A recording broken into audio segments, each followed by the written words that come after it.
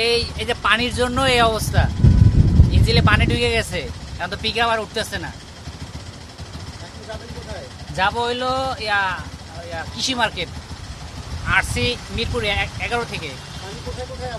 পানি শুধু এইখানে এই সামনে এই মাথা থেকে 10 নম্বর পার হওয়ার পর থেকেই এইরকম পানি, আর ওদিকে আর পানি পাই নাই। আবার কালসি রোডে পুরোটাতেই পানি।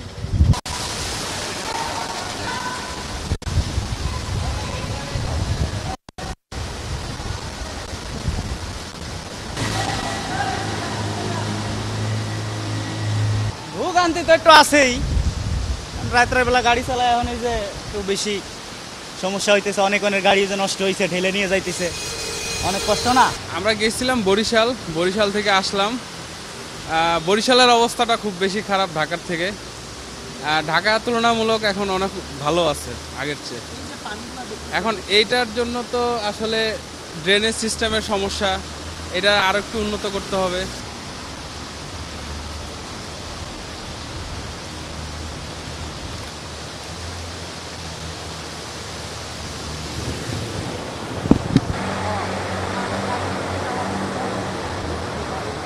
আপনারা তো দেখতে পাচ্ছেন কি মনে হচ্ছে। আজকে সকালবেলা বেরোইছি মিরপুর থেকে, কারণ বাজার গেছি 3 ঘন্টা পরে গেছি।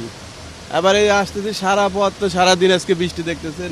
এই শেওড়াপাড়া কাজীপাড়া তো সারা বছর ধরে বৃষ্টি নামলে এই অবস্থায়, আমাদেরই ভোগান্তি।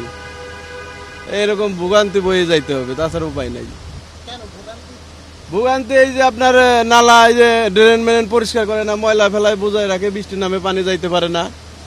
এই পানি না যাইতে পারার কারণে এই রাস্তায় পানি বাইতে থাকে। দেখতেই তো পাচ্ছেন, গাড়ি ঘোড়া চলতেছে না, বাস চলতেছে না, কোনো কিছু চলতেছে না এখন। আর এটা শুধু আজকের ঘটনা না, আমি লাস্ট মনে হয় 5-6 বছর ধরে এই শেওড়াপাড়া অফিসে জব করি। হ্যাঁ, যখনই বৃষ্টি কাতলা হয় তখনই হচ্ছে আপনার শেওড়াপাড়া এটা ডুবে যায় সবসময়। মানে হালকা পাতলা বৃষ্টি হলেও পানি জমে দেখা, এই পানি শুকাইতে শুকাইতে মনে হয় যে বোরাইত হয়ে যাবে, ততক্ষণ পর্যন্ত আমাদের বসে থাকা তো সম্ভব না। তো এই জন্য হেঁটেই বাসা যাচ্ছে।